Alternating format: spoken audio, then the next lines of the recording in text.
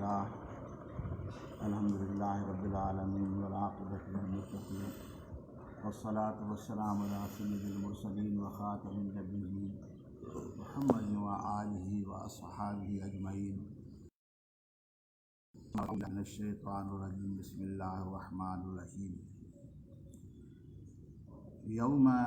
तजिदु कुल्लु नफ्सिन मा अमिलत मिन खैरिन मुहदरा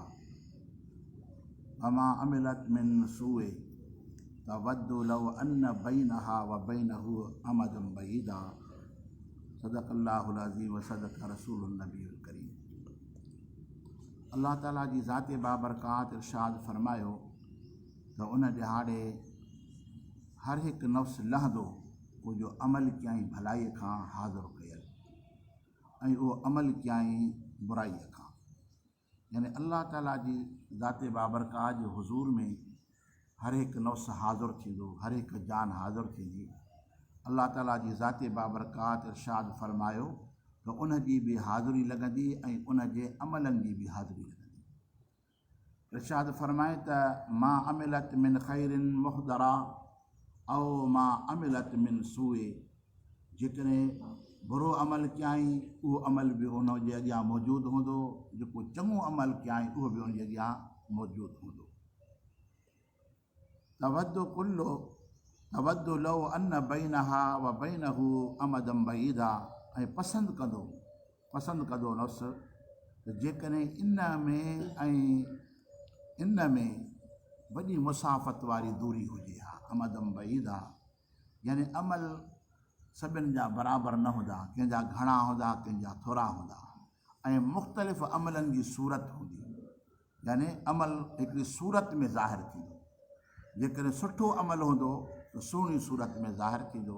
जेकॾहिं बुरो अमल हूंदो त बुरी सूरत में ज़ाहिर थींदो। यानी बुरे अमल खे इंसानु ॾिसंदो न, रब जी बारगाह में इहो पसंदि कंदो त जेकॾहिं इन बुरे अमल में ऐं हिन जे विच में का दूरी हुजे हा, का मुसाफ़त हुजे हा, यानी बुरो अमल उनखे परेशान कंदो। बुरे अमल खे ॾिसी करे उहो पाण बि परेशान थींदो। यानी ईअं चाहींदो त जेकॾहिं इहो अमल मूंखां परे थिए ऐं मां इन खां परे थियां, पर हिकिड़ी वॾी मुसाफ़त मां इन खां परे थियां। ऐं जेको ख़ैर वारो अमल हूंदो उनखे उन मां करार मिलंदो, उनखे सुकून मिलंदो ऐं पंहिंजे चङे अमल खे ॾिसी करे ऐं उनखे राहत हासिलु थींदी ऐं ख़ुशि थींदो त मां सुठी कमाई करे मां रब जे हुज़ूर में हाज़िर थियो आहियां। यानी अल्लाह ताला जी ज़ाते बाबरकात हिन आयत मुबारक जे अंदरि अमल जी सूरत खे बयानु फरमाए थो पियो। जेको सुहिणो अमल करे थो त सुहिणी सूरत में अल्लाह ताला जी हुज़ूर में उहो सुहिणो अमल उन सां सुहिणी सूरत अख़्तियार करे ईंदो। जेको बुरो अमल करे थो ऐं बुरी सूरत में उनजे साम्हूं ईंदो ऐं उन में बेज़ारी उन में पैदा थींदी ऐं चाहींदो जेकॾहिं इहा शइ मूंसां गॾु न हुजे। अल्लाह ताला जी ज़ाते बाबरकात इरशाद फरमाए त वयुहज़्ज़िरुकुमुल्लाहु नफ़्सहु वल्लाहु रऊफ़ुम बिल इबाद। ऐं अल्लाह ताला जी ज़ाते बाबरकात पंहिंजी ज़ात खां तव्हांखे ख़ौफ़ ॾियारे थो ऐं अल्लाह ताला महिरबान पंहिंजे बाननि सां आहे। यानी अल्लाह ताला जी ज़ाते बाबरकात पंहिंजे बाननि जे मथां वधि में वधि महिरबान आहे ऐं पंहिंजी ज़ात जो तव्हांखे ख़ौफ़ ॾियारे थो पियो। न त अलाह खां डिॼो ऐं अलाह खां डिॼंदव त भलाई जा कम कंदव, अलाह खां डिॼंदव त बुराई खां पाण खे बचाईंदव ऐं ख़ुदा जो ख़ौफ़ ई तव्हांखे सुहिणो अमल अता फ़रमाईंदो। ख़ुदा जो ख़ौफ़ ई तव्हांखे बुरे अमल खां परे कंदो। वल्लाहु रऊफ़ुम बिल इबाद। ऐं अल्लाह ताला जी ज़ाते बाबरकात पंहिंजे बाननि जे मथां महिरबान आहे, शफ़ीक़ आहे, करीम आहे। अल्लाह ताला जी ज़ाते बाबरकात पंहिंजे बाननि जे मथां हमेशह पंहिंजी शफ़क़त फरमाए थो ऐं शफ़क़त जो इज़हार फरमाए थो पियो। उहो ताक़ीद थो फरमाए त बानो अल्लाह जो ख़ौफ़ पंहिंजे दिलि में रखंदो त उनजा अमल हिन जहान में सुहिणा थी पवंदा ऐं क़यामत जे ॾियारे जॾहिं उनजा अमल साम्हूं ईंदा त अमलनि खे ॾिसी ख़ुशि थी पवंदो। इरशाद फरमाए त कुल इन कुंतुम तुहिब्बूनल्लाह फत्तबिऊनी युहब्बिबकुमुल्लाह व यग़फिर लकुम ज़ुनूबकुम वल्लाहु गफ़ूरुर रहीम। मोहम्मद तूं फरमा जेकॾहिं तव्हां अल्लाह ताला जी मुहबत कयो था, इन में इन शर्ती आहे अॻिते फ़ा जज़ाई आहे त फत्तबिऊनी, पोइ मुंहिंजी तव्हां ताबेदारी। यानी मुहबत बुनियादु आहे, मुहबत अमल जे लाइ बुनियादु आहे। जेकॾहिं मुहबत अल्लाह ताला सां कयो था, जेकॾहिं अल्लाह सां मुहबत तव्हांखे आहे त पोइ इन मुहबत वारी हालत में मुंहिंजी ताबेदारी कयो। हालत मुहबत हिकिड़ी कैफ़ियत जो नालो आहे। हिकिड़ो अंदर जो अहसासु आहे अलाह ताला जी ज़ाते बाबरकात इरशाद फरमाए थो मगर तूं इन्हनि खे फरमा जेकॾहिं तव्हां अलाह जी मोहबत रखो था अलाह सां मोहबत अथव त पोइ तव्हां मुंहिंजी ताबेदारी कयो युहिब्बुकुमुल्लाह ऐं अलाह ताला जी ज़ाते बाबरकात तव्हां सां मोहबत फरमाईंदो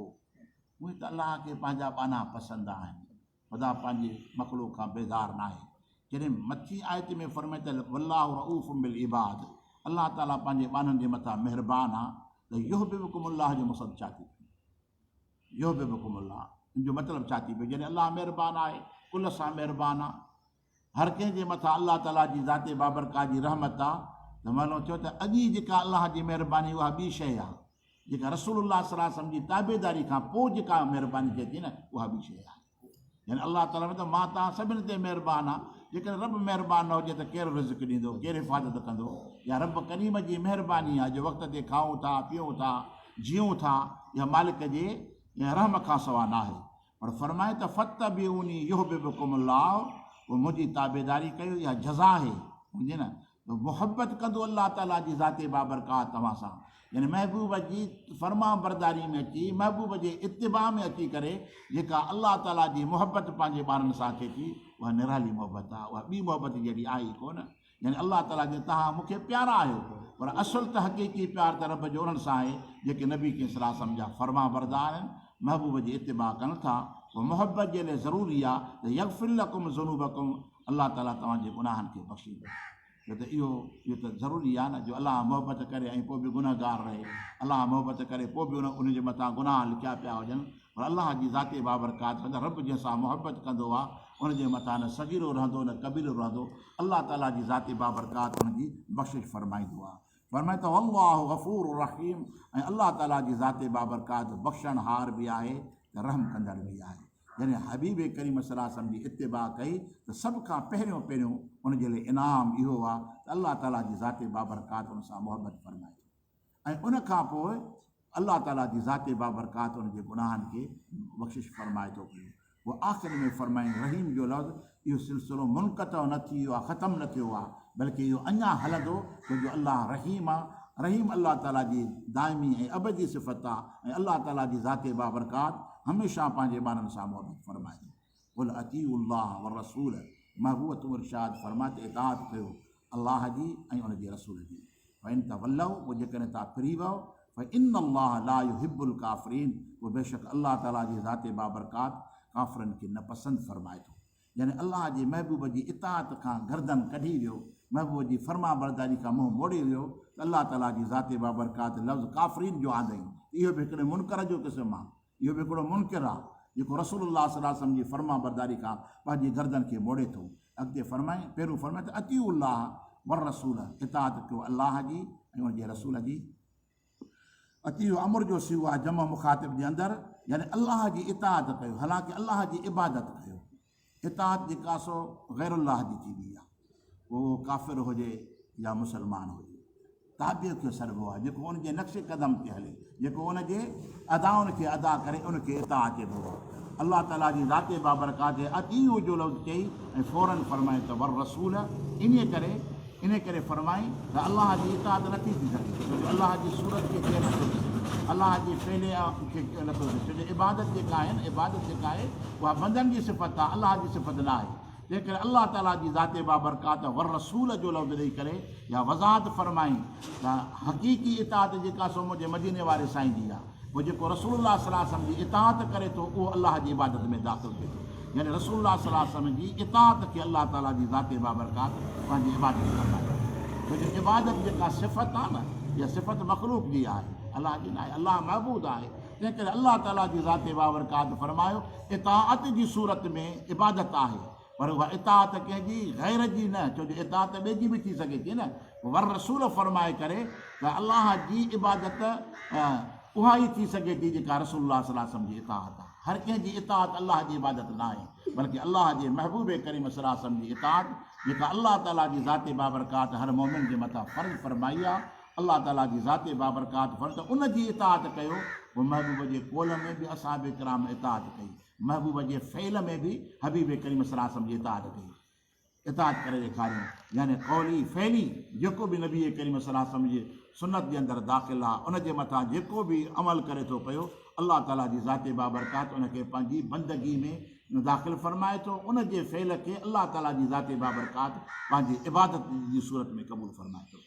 दुआ आहे त अलाह ताला जी ज़ाते बाबरकात असांखे अमल करण जी तौफ़ीक़ अता फ़रमाए। मां तौफ़ीक़ी इल्ला बिल्लाह।